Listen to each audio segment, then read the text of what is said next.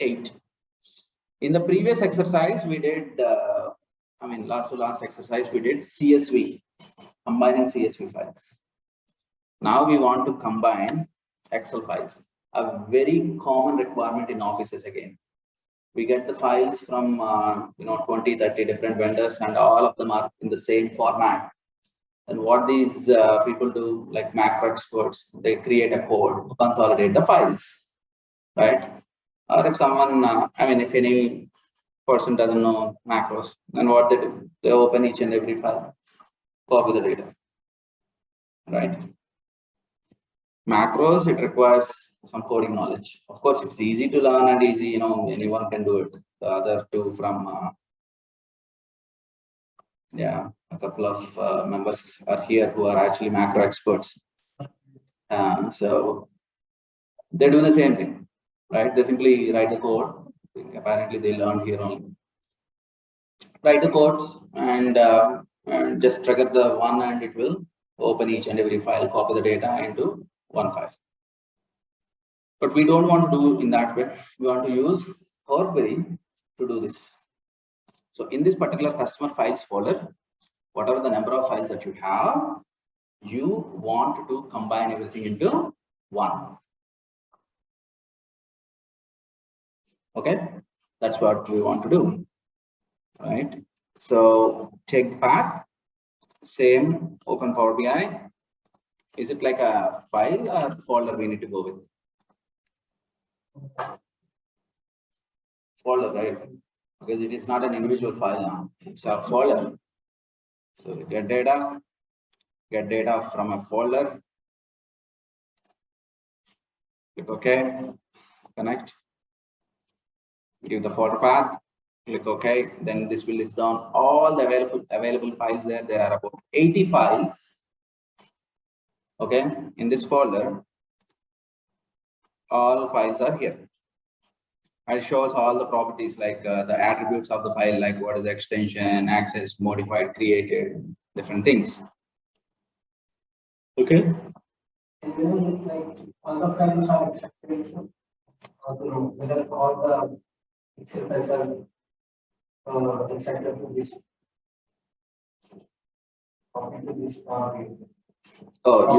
Like we selected folder, we show the total of 10 reports. Can we see total files? How many files are there? Okay.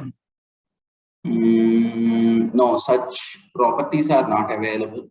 How many of them are available in that folder?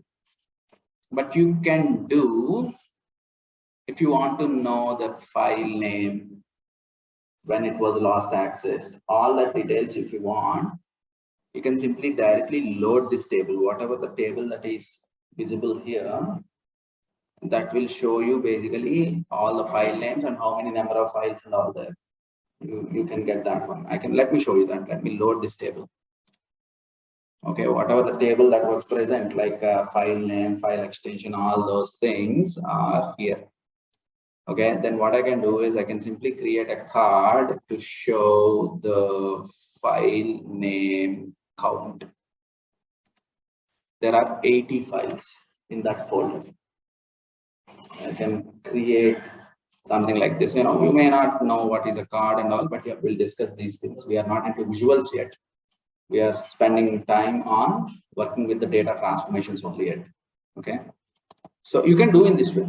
Okay, so it basically shows the tables and nothing but the files. Okay, what is the file extension, when it was last accessed, and things like that. Okay, there are 80 files, but after loading it, you can see, not in the navigator. The very first screen that you see is a navigator. There you don't get all the summary, right? So let me close this one. This is not our requirement. We need to combine all those Excel files into one. Okay.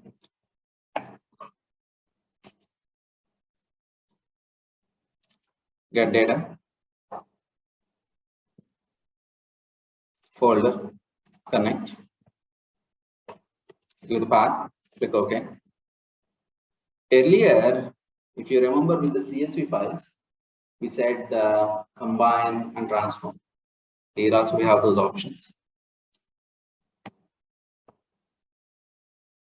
But here, you cannot say combine and transform. The reason being, the sheet names are not same. Okay, if if each file has the same sheet, let's say sheet 1. Every file has sheet 1, sheet 1, sheet 1, sheet 1. Then it's easy. You can simply say combine and transform or combine and load. But in our case, the file names, I mean, the sheet names inside the file, the sheet names are different. Okay, let me show you that. ALFKI, the file name, the sheet name is also ALFKI. Sheet name is different. If you see this one, NATR, sheet name is different. It's not the same sheet. Okay. Yeah. So this is the one. We'll go to transform data. Okay. All right. Here we go. We basically don't need the name of the file, extension of the file, data access and all. What is that we need? We need the data inside the file. We don't need the file properties like when it was last accessed, what is the file extension, who accessed it. Okay, these kind of things we don't need. We just need only the data of the file. Okay, the data of the file is stored inside the binary data type, nothing but this particular column. The contents of the file, nothing but the data inside the file is stored inside the binary column. Okay, I'll select this column. I'll say I don't need other columns. I just need only this column. Okay, and from this binary, what is that you want to read? You want to read the contents of the Excel file, each Excel file. If you want to do that, there is a small function you need to write in mQuery. There is a small function available, that is excel.workbook function. Okay, excel.workbook function. Using that function, I can extract the contents from this binary column. Okay, how to do that? I can say add column, a custom column. Yesterday also we tried this one, conditional column, custom column, and I want to call it as Excel data, the column name. Okay, and what is the function I want to use? Excel.workbook. Okay, Excel.workbook. Be careful with the spelling and the casing. mQuery language is a case sensitive language. Okay, if you type lowercase w here, it doesn't work. Okay, so just be careful with the casing and the spellings. Okay, Excel.workbook. What it requires, Excel.workbook, it requires a workbook which is in the binary format.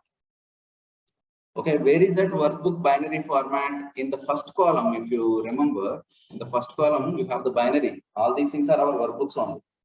I'll just simply select that one and close the bracket. So I'm saying Excel.workbook. I took this column content. What do we have in the content? The binary. Binary is nothing but all your workbooks are there inside that binary only. Okay, if you are good with the macros, there are variables, and for each and every variable there is a data type available. Data type. Similarly, here we need a data type. Which data type? Binary data type. Okay, and in that binary data type we have all the Excel workbooks. Okay, this one if you practice it for 2 to 3 times, you all can do it multiple times. Okay, so Excel.workbook and the content is the binary format, and click OK. That's it. What it does is whatever the contents of the file in that Excel workbooks are there, that is now exported like a table. Okay, once you get this table, you don't need this column anymore. Why? Because you already got the required table here. Now what is that you want to do is you want to expand this table. Here it shows what is the sheet name, whether it is a sheet or a table, all the data related things, it will show here. You can expand. And yesterday we discussed this, use original column name as prefix. If you remember, if I use this one, then every column will be like this. Excel dot name, Excel data, Excel data item, Excel data kind. So every time the original column name will come. Let me show you that. Click OK. Excel data, Excel data item, Excel data kind. Okay, we don't want this. We just want only these columns like name, data, and also exclude the prefix. That's it. Then what is it saying? Name is ALFKI. What is it? It's a table. What is the item? ALFKI. And what is the kind of that item? It's a sheet. Okay. It has some data, and the sheet has that data, which is like a table. There is something available. Okay. Now, what is it you want? You want the data inside the table. You don't want the sheet name, item, kind, whether it is hidden or not, you don't care. You have some data in a table, that table you want. So what you can do, select this one and remove all other columns. I just need only this. Now, since it's a table, you have again an option to expand it. Right? And you know this, whether to use it or not, I don't need to use it. Click OK. That's it. In each and every Excel file, whatever the data that you have there is now present here. Okay. And you see the first row, product, customer, Q1, Q2, Q3, Q4. You know, right? Use first row as header. Done. And because in each and every Excel file, the headers, they repeat. Yeah. You see product, customer, Q1, product, customer, Q1, Q2, Q3, product, customer, Q1, Q2, Q3, Q4. Everywhere these are repeated. What you can do? If I say remove duplicates, even the products will have the duplicate names, right? Filter out that word product, which is actually a header. If you filter out this, in each and every file, the header row will be excluded. Click OK. Yeah. And the 80 customers. Yeah. And the next one is the data type. This is text. This is text. This is 1.2 number. This is also a decimal number. Q3 also a decimal number. Q4 also a decimal.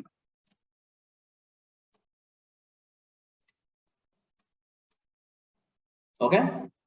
Let us load this. Close and apply. Now the client requirement is this. Which customer has the highest sale value and which product has the highest sale value? If this information is located in 80 different files, then you can't get this insight, right?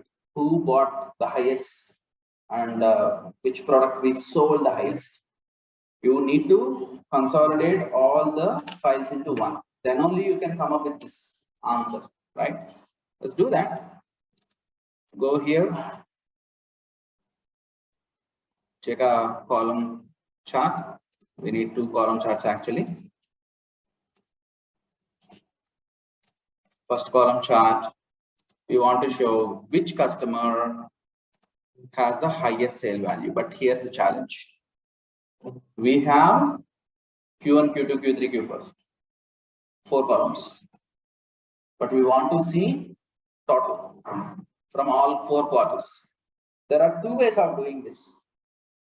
One thing is unpivot. Unpivot these 4 columns and get them into rows. Then you can sum it up. Or create a custom column. Let's do this. Create a custom column. Add column. Custom column. I want to name it as total. And total should be very simple. Q1 plus Q2 plus Q3 plus Q4. That's it. Click OK. Now you have a total, and you know that this is going to be like a number 1.2. Done, and close and apply. Which customer has bought the highest? There is a customer. Quick is the name. Which product we sold the highest?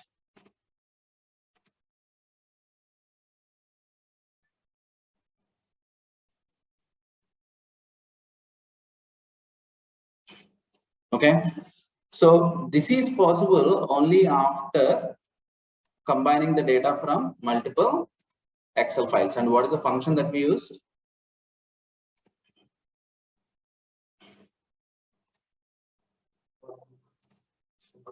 Excel.work.